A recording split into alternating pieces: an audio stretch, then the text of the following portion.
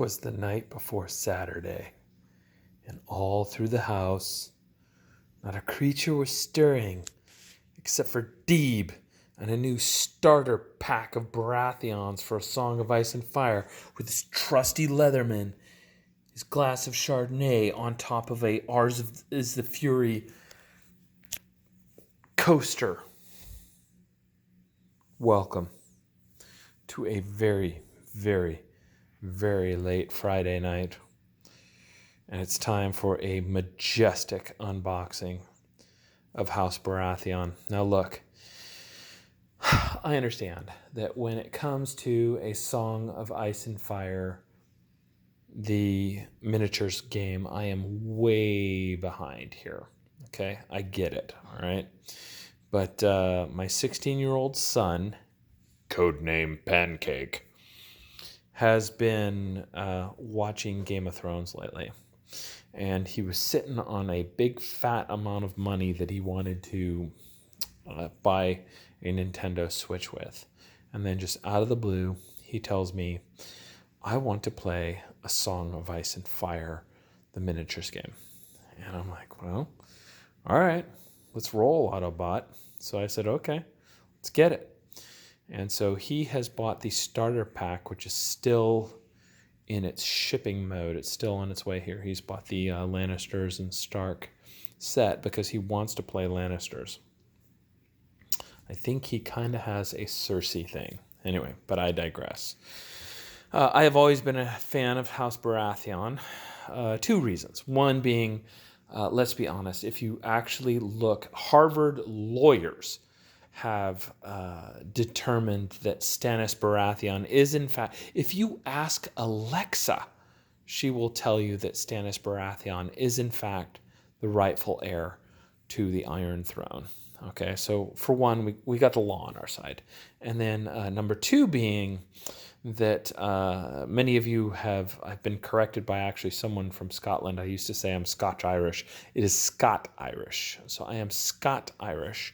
And my clan, I'm a very private person. I'm not going to tell you my clan, but I will tell you that my clan, the sigil, is the stag. So everyone's out there Googling it right now. Because, you know what? The big reveal comes in 3 years and 9 months when I retire. 3 years and 9 months and I retire, I may actually do a face reveal, but not a second before, ladies and gentlemen. So anyway, we did a lot of Warhammer Fantasy. And then we even tried the Rune Wars miniatures game for a little bit. We did not get into Age of Sigmar. It just kind of didn't feel like our thing. So we kept our Warhammer Fantasy, and if we ever got a hankering for some fantasy miniatures gaming, we would break that out, and we just used the old rules. But anyway, so the 16-year-old son decided that he was going to invest in Lannisters, so it was my patriotic duty to invest in Baratheon. So the drink of the day at the beginning of the bland gaming drink of the day is a little bit of Chardonnay. I'm steering away from the beer, unfortunately, because I'm still trying to lose my COVID weight. So anyway, let's get into it here. I do not have someone to help me filming, so I'm doing a one-handed unboxing here tonight, so it's probably going to be a little bit of work. I went ahead and got the Baratheon Starter Set. I also purchased the Knights, the Heavy Knights. I can't remember what they're called for Baratheons. And then Pancake has invested in the Starter Set, which contains a lot of... I did the math. So if you buy every unit in the from the Lannister army that comes in the starter set, it comes. It comes to about $130, and versus $150 retail. And I will tell you, you can probably get it for $127.99 from a major online retailer. For getting that much, getting the Lannisters and then also getting the Starks. and all the rule books and things like that. So it's definitely, the starter set is definitely worth it. And then he said he wanted to pack a crossbowman with it too, because he wanted some range attack. Now, from what I can tell, I haven't read any of this. I haven't seen too many of the videos. I've done some research on it, but it's Game of Thrones. So I was kind of like when Pancake told me, hey, I want to play this, I was like, yeah, I'm there. Because you guys know me, I buy more games than I can play. So anyway, from what I can tell, it's a skirmish-heavy game. It's not a big, huge army war game like Warhammer. It's more a skirmish game like the old Confrontation game, or even, even Rune Wars. Rune Wars wasn't a bad game, I think. It's just it never caught on, and they didn't catch on to it. So anyway, let's see what's in the Baratheon Starter Set here. So let's unbox it. Now look, I'm sorry, I'm doing this one-handed, so the camera's going to get crazy. In 3, 2, 1, go. Extreme close-up as we unbox the set. Okay, it's good news. The good news is the lid fits really well. So, okay, ready? Here we go. Get it off. Okay. So we've got the basic rules. Now, I don't know if good or bad. Oh, the one thing about this is, I have to point this out. Eric Lang is one of the game designers. Now, many of you, if you don't know, Eric Lang is the dude, he is the genius behind the others. He is behind the Rising Sun. He is behind Blood Rage. He is behind the upcoming Unk. Everything. The guy is a brilliant game designer. So when I saw his name attached to this, I like this. Eric Lang is notorious for simple rules, very simple rules, with deep strategic components. So that's pretty cool. And if you look at this rule book on how to play, it's not that big and heavy. So I think we're probably going to be dealing with probably a very smooth running game here. It's not like if you go out and buy like a Warhammer or 40K or something like that and get a huge, you got to buy like 3 books and stuff. So got a lot of cardboard cutouts here for some probably experience points. There's some terrain pieces in here, which is nice. I mean, I'll be honest with you guys, from Bolt Action and Warhammer, I have a metric butt ton of like 3D terrain anyway. Okay, so we've got some cards, which I assume are a big part of the game. Got some dice, which are nice. They got the stag of House Baratheon on them. Stag of my Scottish clan. I'm more Irish than Scottish, but I do have a significant chunk of Scotland running through my veins here. Some stag knights. So the one thing I did see that was very cool about this game when I was researching it online was that even though this game is based off of all humans, unless of course you're going to play like Targaryens, or if you're playing the Free Folk, you get access to giants and dragons and stuff like that. But the one thing that was really cool about this game that I saw from the research that I've done is that the way that the Baratheons play are significantly different than, say, the Lannisters. Like Baratheon armies tend to be, okay, ready, extreme close-up, in 3, 2, 1, go. All right, I'm going to still talk while I'm opening this up here. Baratheons are heavily armored, very slow type of army. So very hard-hitting, very heavy armored, while I think the Lannisters, I don't know, I'll have to see once Pancake gets his, but it seems to me the Lannisters are really big on halberdiers and spearmen. These guys are all about armored foot knights and armored knights themselves. Okay, so we have movement trays. Oops, sorry about my finger there. We have some movement trays here. This looks like standard infantry. This one just comes with infantry. I love cavalry, which is why I bought the Baratheon cavalry. And the Baratheon cavalry are kind of like the tiger tanks of this game. They're definitely tough from what I was reading. And this is Simon, so they're packaged very nicely. And let's take a look. I believe, is this Stannis, the rightful ruler of Westeros? I think it is. I think that is, yeah, that's Stannis.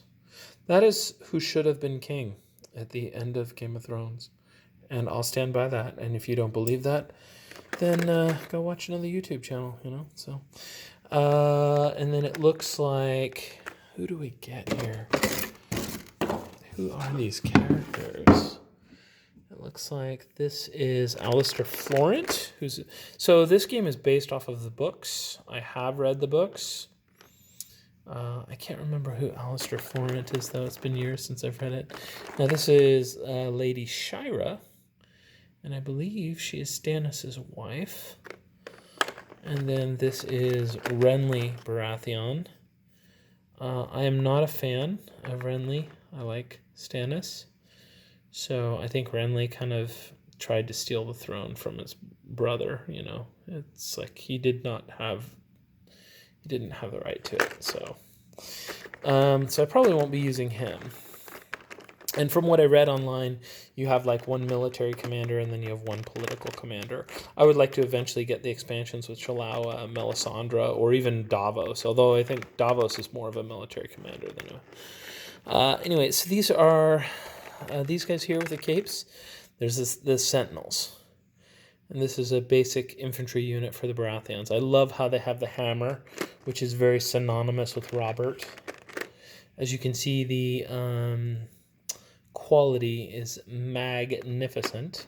The other thing that's really cool about this is they get this high detailed figure here, and yet I don't have to assemble it. And it's all color-coded, too. So although I am a painter, you can paint it, or you can choose not to paint it. So this is our knight, Bannerman. I assume he's a captain or a leader of some sort. I like that he's carrying a standard there. And again, look at the detail on these. They just did a really great job. And this guy is Noble here. Let's see if I can get him. And those, look at those stag horns on there. That's just, I did so well buying this. And this guy is, this is the Sentinel Bannerman. Was the whole movie, is the whole film blurred? It's funny, this camera works just like my eyes do. I can't see anything less than 12 inches. All right, so let's take a look. And in the starter set here, of course you guys taped it. Oh, swearing. Okay. All right, here we go. Let's take this tape and toss this here. So, over here, we have, these are the Stag Knights, I believe. And these are kind of like the elite Baratheon heavy infantry unit. The guys with the stags on them. And then these guys are the Sentinels. It looks like dual hammers. I mean, just cool. And you know what I love is that they're not all in the same pose. These are just really cool. And these are more Stag Knights here. This guy here. As you can see, it's just a beautiful model. These are going to be fun to paint if I ever get around to it. I have a lot of other stuff I need to paint, but more Sentinels. And the way you differentiate these, I think, primarily, is the Stag Knights have the horns on them. And then you've got the Sentinels with... and then the Wardens are these guys with the single hammer. And I don't know militarily what's the difference between the Wardens and the Stag Knights. But these guys here are your Wardens. And let's see, it looks like more Stag Knights. So that is it. That is the unboxing of the Song of Ice and Fire starter set. This is a starter army for the true and best house in Westeros, the Baratheons. So, very cool. I will get to playing it. I think today is it's Friday night, and then Tuesday, I think, is when Pancake's set gets here, and then we have a few expansions. Like I said, I bought the Knights expansion,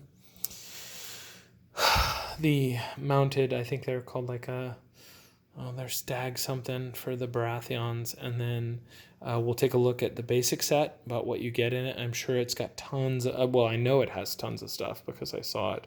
And then we'll also take a look at the Lannister crossbowmen. I gave Pancake the opportunity. I said, hey, I'll tell you what, you're buying the basic set yourself, so I will buy you one expansion package. And he said, well, let's get some crossbows. So anyway, if you've played A Song of Ice and Fire, let me know what you think of it. By all means, throw some comments out there. In the meantime, I'm going to pack this back up. I may even start reading their instructions a little bit tonight, but have a excellent evening. Thanks for tuning in for the most boring and technically inept channel on the internet, and I will see you for the next video. Thanks for tuning in, ladies and gentlemen. Ta-ta. And bye, Leatherman.